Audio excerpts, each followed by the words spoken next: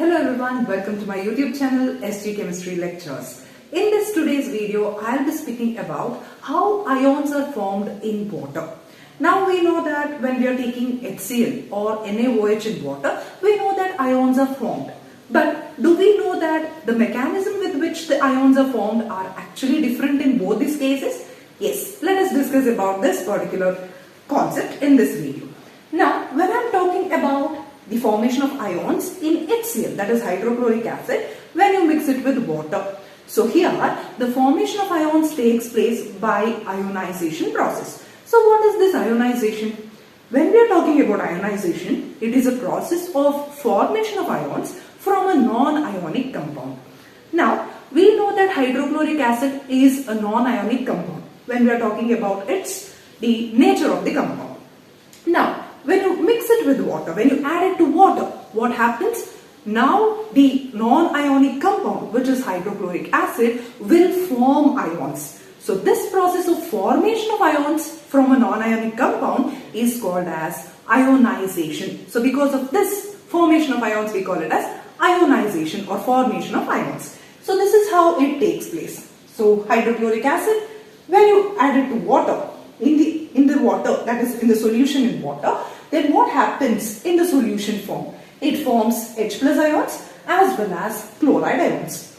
Now we know that this H plus ions, they cannot exist independently. So what happens to this H plus ions? It will combine with other water molecules that are there in the solvent, that is water. Now what is happening? It will result in the formation of hydronium ions. Now, so I can just write the overall reaction as hydrochloric acid plus water, that is in the presence of water, the hydrochloric acid will form hydronium ions and chloride ions. So this is how the ions are formed from the non-ionic compound hydrochloric acid. Now when I am talking about the structure of this hydrochloric acid, this is a covalent compound and in particular it is a polar covalent compound. Now what is this polar covalent compound, or this bond is called as polar covalent bond. Now what is this polar covalent bond? So here when I am talking about this covalent bond, the two electrons that are forming the bond are more towards the chlorine, more towards the chlorine atom.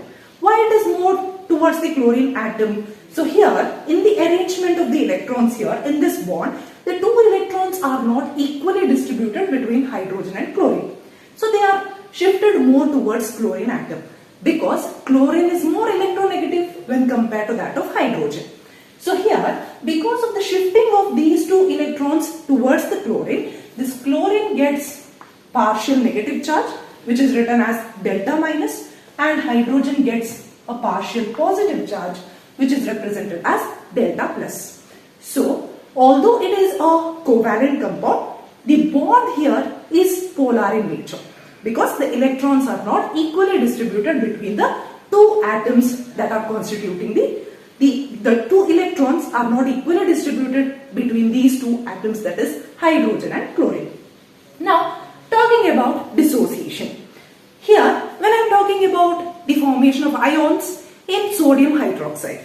So sodium hydroxide is a base. So when you add water, when you mix it with water to form a solution, sodium hydroxide solution, now what is going to happen? We know that Na plus and OH minus ions are formed. But how is it formed? The mechanism with which the formation of ions takes place in sodium hydroxide is by dissociation. So here, dissociation is a process in which the ions are formed from an ionic compound. So the sodium hydroxide is an ionic compound. Already it has ions even in the solid state.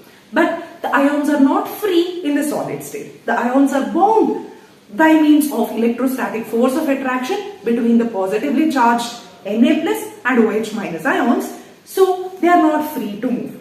To make them free, what is required? You have to mix it with water to form the solution of sodium hydroxide. So what happens? When you take the sodium hydroxide in water, we are going to get Na plus and OH minus ions. So the formation of these ions, that is Na plus and OH minus ions from the sodium hydroxide, which is already an ionic compound, is called as dissociation. So from the name itself, it is very clear. Here, the ionic compound is just dissociating into its respective ions. Whereas ionization is formation of ions from a non-ionic compound.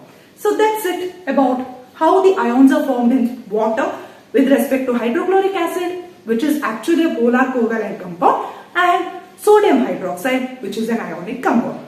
Thank you for watching the video. For more such videos, subscribe to my channel and don't forget to like and comment to this particular video. Thank you so much.